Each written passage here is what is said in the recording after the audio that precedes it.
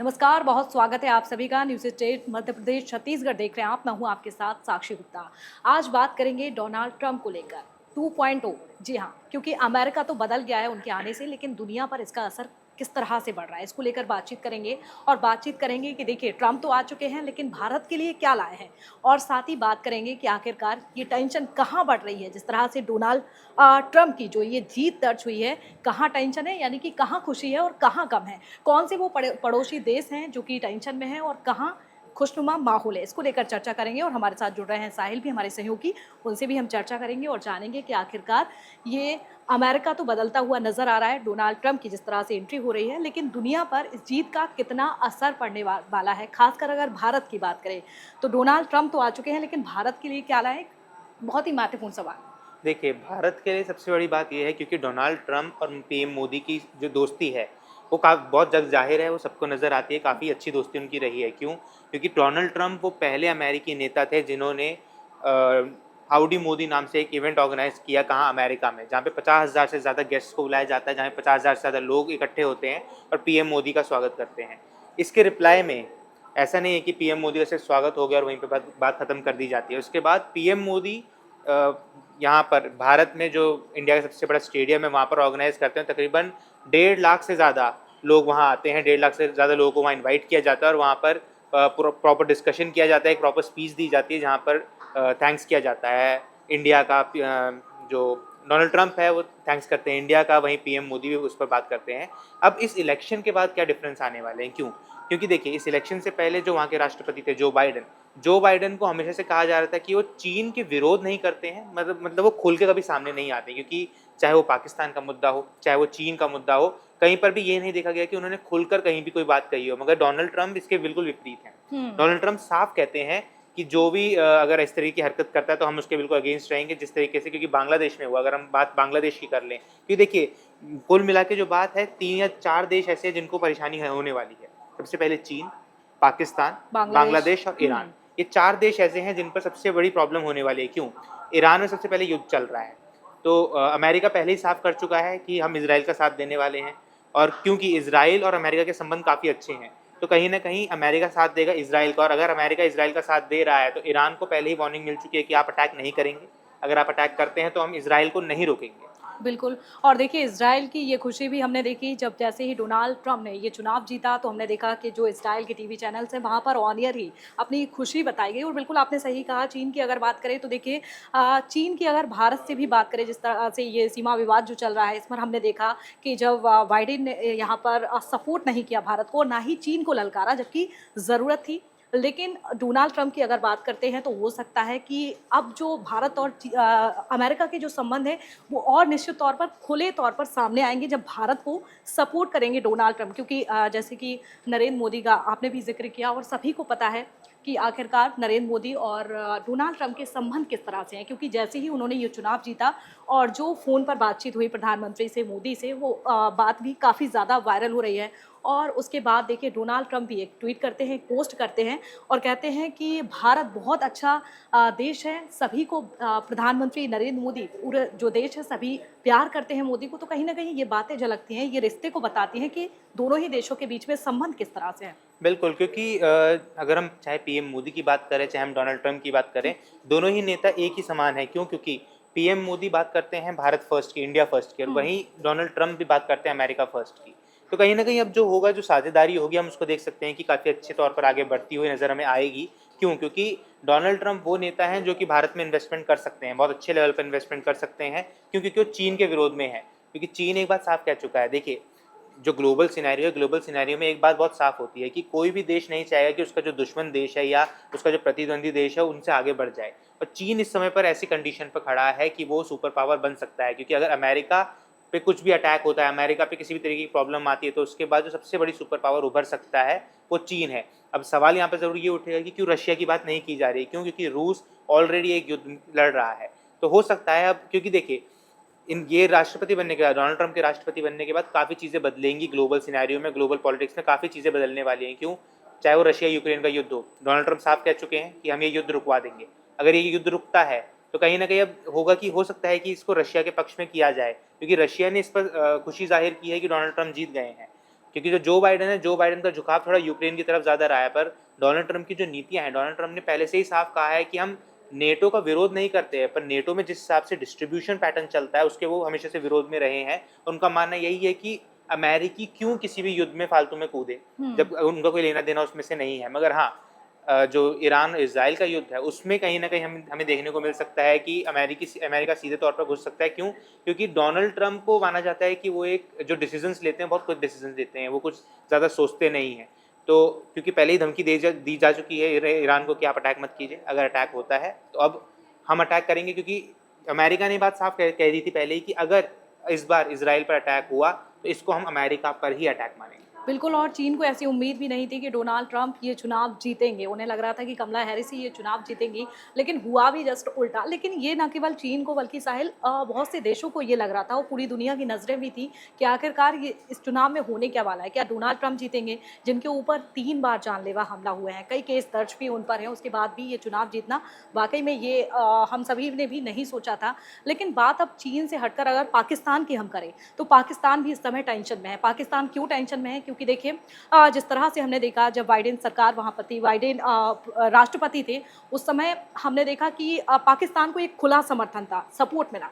लेकिन जब जो यहाँ पर अगर बात करें डोनाल्ड ट्रंप की, जिस तरह से 2016 में राष्ट्रपति बने और उन्होंने सीधे तौर पर पाकिस्तान को ललकारा, आतंकवाद के खिलाफ लगातार ललकारते रहे, पाकिस्तान को एकजुटता दिखाते रहे, तो कहीं न कहीं अब पाकिस्तान की भी टेंशन जो है बढ़ती हुई नज़र आ रही है। बिल्कुल, पाकिस्तान की टेंशन बढ़नी भी चाहिए। क्यों? क्योंकि डोनाल्ड ट्रंप वो है जिन्होंने एलओसी के मुद्दे पर हो, चाहे पीओके के मुद्दे पर हो, हमेशा से बात साफ रखी है कि ये आपका इंटरनल मैटर है, इसको आप बिल्कुल। इंटरनेशनल ना ही लेके जाएँ। और उस पर डोनाल्ड ट्रंप ने हमेशा से ज़्यादा कुछ कहा नहीं है। हालाँकि बीच में एक बार कहा ज़रूर था कि हम मध्यस्थता करवाना चाहेंगे, जिसके बाद उन्हीं के जो मंत्री हैं, उन्हीं के जो स्पोक्स पर्सन हैं, उनको ये बयान देना पड़ा था कि हाँ, वो उनकी एक निजी राय है, उसको हम ये नहीं कह सकते हैं कि वो कुछ स्टेट की तरफ से कुछ कहना चाह रहे हैं।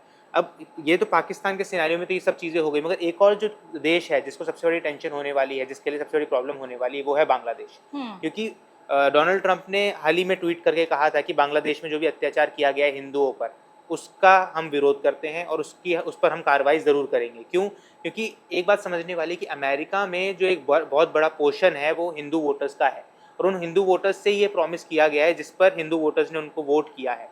तो कहीं न कहीं हमें देखने को मिल सकता है कि अब बांग्लादेश पर भी किसी न किसी तरीके का एक प्रेशर बनाया जाए कि जो हिंदुओं पर अत्याचार किया जा रहा है, और जो यूनिस सरकार है इस समय बिल्कुल, पर यानी वहाँ कि मौजूद। आंतरिक सरकार अब कहीं न कहीं खतरे में नज़र बिल्कुल। आ रही है। जिस तरह से बाइडेन ने खुला समर्थन किया, सपोर्ट किया, लेकिन अब हम जस्ट उल्टा देखेंगे, यानी कि तस्वीरें अब उलटती हुई नज़र आएँगी।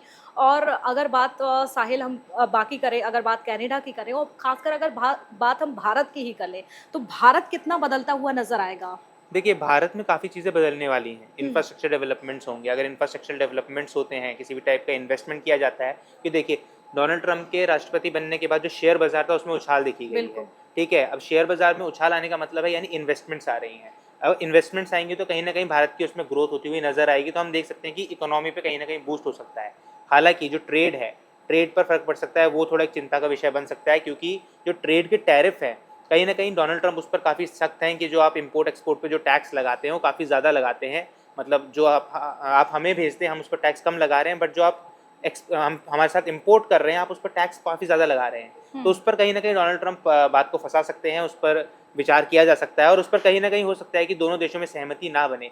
हाँ, इसके अलावा जितने भी जो रक्षा के जो डिफेंस सोर्सेज़ होते हैं या डिफेंस के जितने वेपन्स होते हैं, वो डील्स की जा सकती हैं। और सबसे बड़ी बात यहाँ पर ये होगी कि क्योंकि अमेरिका चाहता है मध्यस्थता करवाना रशिया-यूक्रेन युद्ध में, तो हो सकता है कि रशिया के ऊपर से जितने भी सैंक्शंस हैं, वो हटा दिए जाएँ। और अगर रशिया से वो सैंक्शंस हटते हैं, तो कहीं न कहीं भारत के लिए फ़ायदेमंद होगा कि भारत वहाँ से वेपन्स खरीद पाएगा, जो कि अभी नहीं खरीद पा रहा है। बिल्कुल, लेकिन साहिल ये भी कहा जाता है कि डोनाल्ड ट्रंप पर बहुत ज़्यादा भरोसा नहीं कर सकते। दो धारी तलवार जैसी उनकी दोस्ती जी। होती है, अक्सर ही हम देखते हैं। चाहे बात ये सियासी दोस्ती की करें, जिस तरह से हम उनका सियासी सफ़र देखते हैं, तो कहीं न कहीं एक भरोसे वाली बात भी सामने आती है।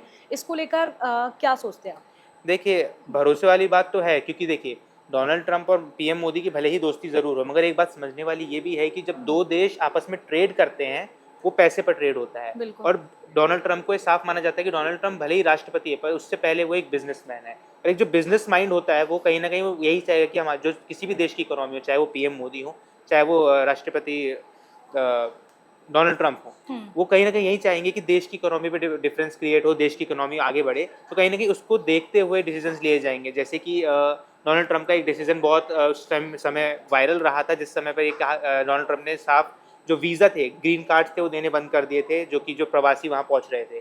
क्यों? क्योंकि डोनाल्ड ट्रंप का मानना साफ है कि जो लोग अमेरिका में रह रहे हैं, जो अमेरिकी सिटिज़न्स हैं, जो अमेरिका के लोग हैं, कहीं न कहीं वहाँ की नौकरियों पर पहला अधिकार उनका है। तो वो जो ये पूरी जो सिचुएशंस है, इस पे कहीं न कहीं हम जो आप कह रही हैं कि दो धारी तलवार है उनकी दोस्ती, तो हाँ, कुछ चीज़ें ऐसी हैं जिन पर हाँ, कहीं न कहीं पेच फँस सकता है, कहीं न कहीं बातचीत फँस सकती है। पर जो अगर मैं ग्लोबल सिनेरियो या मैं बड़े सिनेरियो में बात करूँ, तो कहीं न कहीं भारत के लिए फ़ायदेमंद है डोनाल्ड ट्रंप का आना, क्योंकि जो उनकी पार्टी है, उनकी पार्टी जितनी बार भी पास्ट में आई है, उसमें लीडरशिप में आती है, कहीं न कहीं भारत पे उसका अच्छा प्रभाव देखने को हमेशा मिलता है। और कहीं न कहीं देखिए डोनाल्ड ट्रंप ने जब चुनाव से पहले ठीक जिस तरह से आपने भी यहाँ पर ज़िक्र किया जो पोस्ट किया था उनका काफ़ी ज़्यादा पसंद किया और हिंदुओं ने काफ़ी ज़्यादा समर्थन किया। यही वजह है कि देखिए बड़ी संख्या में हिंदुओं ने वहाँ पर वोट भी किया, उनका उनका सपोर्ट भी किया। लेकिन बात अगर हिंदुओं की करते हैं, जिस तरह से हमने बांग्लादेश की वो तस्वीरें लगातार देखी हैं, जिस तरह से अत्याचार हुए, मंदिरों में जो अत्याचार हुए और जो आवाज़ उन्होंने उठाई है, शायद ये पहले राष्ट्रपति होंगे ऐसे जिन्होंने विश्व स्तर पर इतनी बड़ी बात हिंदुओं का खुलकर समर्थन सपोर्ट करने की बात कही है। तो कहीं न कहीं इसका फ़ायदा भी उन्हें मिला और फ़ायदा ये भी मिला डोनाल्ड ट्रंप को कि बाकी देश भले ही उम्मीद लगाकर बैठे हों, लेकिन डोनाल्ड ट्रंप को भी इस चुनाव से फ़ायदा मिला। जो उनके उनके उनके ऊपर केस दर्ज हुए थे, कहीं न कहीं उनको सज़ा भी मिलती। लेकिन अब देखिए 4 साल तो वो सेफ़ हैं, यानी कि 4 साल किसी भी तरह से उन पर एक्शन या फिर कहें कि सज़ा नहीं मिल सकती है। तो कहीं न कहीं इसका सीधा फ़ायदा भी उन्हें मिला है। बिल्कुल इसका सीधा फ़ायदा उनको मिला है और क्योंकि जो डोनाल्ड ट्रंप है, जिस तरीके से डोनाल्ड ट्रंप जीते हैं, क्योंकि एक जो प्रॉपर जो ग्लोबल मीडिया है, ग्लोबल मीडिया ने बात साफ साफ कह दी थी। इवन कई जगह ये भी कहा जा रहा था कि कमला हैरिस जीतने वाली हैं। कई हुँ। किसी को उम्मीद नहीं थी कि डोनाल्ड ट्रंप जीतेंगे। और डोनाल्ड ट्रंप ने एकदम से जो जितनी चीज़ें, जैसे अभी हाल ही के जो चुनाव थे, जो एग्ज़िट पोल्स आए थे भारत में भी, उसमें भी यही दिखाया गया था कि हरियाणा में कोई और जीतने वाला है, हरियाणा में कांग्रेस जीत रही है, पर जिस तरीके से एग्ज़िट पोल बिल्कुल पलट गए थे, ऐसा ही कुछ अमेरिका में भी देखने को मिला है। हालाँकि वहाँ एग्ज़िट पोल्स वाला सिस्टम नहीं था, मगर हुँ। हाँ, कहीं न कहीं माना यही जा रहा था कि कमला हैरिस काफ़ी स्ट्रॉन्ग पोज़ीशन में है और वो डोनाल्ड ट्रंप से आगे निकल जाएँगी, मगर ऐसा हुआ नहीं। तो हुँ। कहीं न कहीं अब जो पूरा ग्लोबल सिनेरियो है वो बदलेगा और ग्लोबल सिनेरियो के बदलने से कहीं न कहीं जो इंटरनेशनल पॉलिटिक्स है, चाहे वो युद्ध की सिचुएशन हो, चाहे वो ट्रेड की सिचुएशन हो, उस पर बहुत बड़ा प्रभाव पड़ने वाला है। और बिल्कुल साहिल लगातार बात शांति की करते हैं। अगर हम विश्व स्तर पर जिस तरह से हमने देखा जब अमेरिका के राष्ट्रपति जो बाइडेन यानी कि जब 4 साल उनके पास थे, तो हमने देखा लगातार उथल-पुथल देखी गई है। लेकिन अब कहीं न कहीं लोगों में एक उम्मीद ये भी है कि विश्व स्तर पर शांति जो है वो देखी जाएगी। डोनाल्ड ट्रंप जैसे ही अपना ये 2.0 की शुरुआत करेंगे, हालाँकि किस तरह की रणनीति होगी, लेकिन एक बात कहीं न कहीं गौर करें जिस तरह से उन्होंने इसका ज़िक्र किया है कि मैं और प्रधानमंत्री नरेंद्र मोदी यानी कि अमेरिका और भारत इसको लेकर सोचेगा, एक अलग रणनीति बनाएगा। तो कहीं न कहीं अब भारत का कद भी एक अलग तरह से बढ़ता हुआ नज़र आ रहा है। बिल्कुल, क्योंकि डोनाल्ड ट्रंप ये बात साफ कह चुके हैं कि भारत भी एक सुपर पावर है, क्योंकि हुँ, भले ही बाइडेन ने ये बात ना कही हो, पर डोनाल्ड ट्रंप ये बात हमेशा से कहते रहे हैं कि भारत हमारा बहुत अच्छा दोस्त है और भारत को एक अच्छी पोज़ीशन पर देखता है। क्यों? क्योंकि जिस समय पर अभी पीएम मोदी हैं, एक जो रिपोर्ट आई थी, उस रिपोर्ट के मुताबिक पीएम मोदी को टॉप लीडर्स में शामिल किया गया था कि जो टॉप ग्लोबल लीडर्स हैं, उसमें पीएम मोदी को शामिल किया जाता है और जब किसी देश के एक लीडर को इस ऐसी लिस्ट में शामिल कर लिया जाता है, तो कहीं न कहीं उस देश का जो कद है, ग्लोबल लेवल पर वो काफ़ी बढ़ जाता है। तो अमेरिका भी चाहेगा, चाहे डोनाल्ड ट्रंप भी चाहेंगे, क्योंकि देखिए 2025 में 2024 खत्म होने वाला है, 2025 में डोनाल्ड ट्रंप भारत आएँगे। क्यों? क्योंकि जो क्वाड की मीटिंग होनी है, वो भारत में की जानी है। तो हुँ। यहाँ पर बहुत बड़ी अपॉर्च्युनिटी रहेगी, जहाँ पर डोनाल्ड ट्रंप और पीएम मोदी के बीच में सीधी बातचीत होगी और कई कई सारे डिसीज़न्स के ऊपर बात की जा सकती है। लेकिन एक और बात अगर करें जिस तरह से हम देखते हैं जब बाइडेन राष्ट्रपति थे उस समय हमने देखा उसके पहले की अगर थोड़ी सी बात कर लें जब डोनाल्ड ट्रंप यहाँ के राष्ट्रपति थे तब जब प्रधानमंत्री नरेंद्र मोदी मिलने जाते थे या फिर जब भी उनकी मुलाकात होती थी जो तस्वीरें सामने आती थी कहीं ना कहीं विपक्षी पार्टियों की ओर से लगातार तंज कसे जाते थे।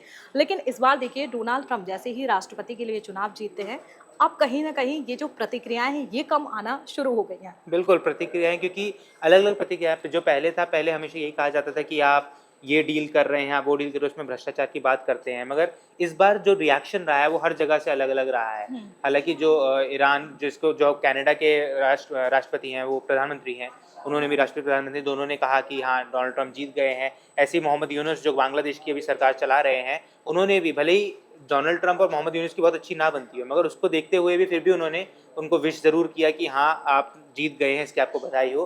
पर कहीं न कहीं अब वो जो ग्लोबल सिनेरियो, क्योंकि बांग्लादेश में भी काफ़ी असर इसको देखने को पड़ेगा, क्योंकि बांग्लादेश में टेंशन इस बात की ज़रूर उठ गई है कि क्या ट्रंप कोई बड़ा डिसीज़न ले सकते हैं? क्योंकि बिल्कुल। ट्रंप ने साफ कह दिया कि हम जो भी अत्याचार हुआ है उसके खिलाफ हम चुप नहीं बैठेंगे और हम उस पर कार्रवाई ज़रूर करेंगे। बिल्कुल, यानी कि बांग्लादेश के साथ ही, पाकिस्तान के साथ ही और भी कई देश ऐसे हैं जहाँ पर ये टेंशन बढ़ी हुई है। हालाँकि देखना होगा कि ट्रंप अपना ये ट्रम्प कार्ड कितने अच्छे से चलते हैं, उनकी ये जो नई पारी की शुरुआत हो रही है, ये 4 साल वो क्या करेंगे, किस तरह की रणनीति बनाएँगे, ये तो आने वाला वक़्त बताएगा। लेकिन आप कैसे देखते हैं, राष्ट्रपति चुने जा रहे हैं क्योंकि उनका ये नया कार्यकाल जो है शुरू हो रहा है। आपका क्या कुछ कहना है, हमें कमेंट करके ज़रूर बताइएगा और लगातार खबरों के लिए हमारे पेज से जुड़े रहिएगा। देखते रहिए Madhya Pradesh Chhattisgarh news state channel. News nation अब व्हाट्सएप पर खबरों के ताजा अपडेट के लिए न्यूज नेशन के इस क्यूआर कोड को स्कैन करें।